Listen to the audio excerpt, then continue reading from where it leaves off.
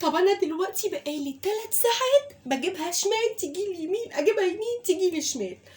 طب انا دلوقتي اكلمه ازاي واقنعه ان الشهر ده في رمضان وفي عيد وفي تجهيزات العيد؟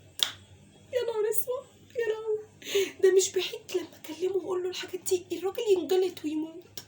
يا لهوي يا حبيبي، اسم الله عليك، اسم الله عليك، يا لهوي يا لهوي. بس لما انا جيت فكرت فيها، عيد الام فيها هديه ليا، ورمضان فيها التجهيزات بتاعت رمضان بقى، ويا مش رمضان وحاجات رمضان. العيد مش عايزه حاجات ليا يعني، للعيال ممكن افتكر نفسي بقطعتين كده، مش مشكله يعني، عادي انا هدبر نفسي، مش مشكله. بس انا اقنعه ازاي ان الشهر ده فيه ال3 دول؟ ده هو في الشهور العاديه يا دوب يا دوب بيكفي مصاريفنا بالعافيه، يا دوب. وبنقضي طول الشهر خناقات وماسكين في خناقات بعض كده بسبب المصاريف. يا لهوي يا ناس. طب اقنعه ازاي؟ اجيبها له ازاي؟ مش بعيد لما اقول له على الحاجات دي كلها يا يطلقني يا ينجلط ويموت. والله مش بعيد. لا لا لا لا، استني يا لهوي.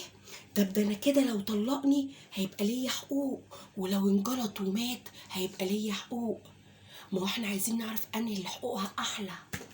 لازم اعرف يا يطلقني يا ينجلط ويموت، لا انهي اللي حقوقها احلى. لا دي محتاجه محامي، دي محتاجه ان انا اكلم المحامي ويقول لي انهي اللي حقوقي احسن.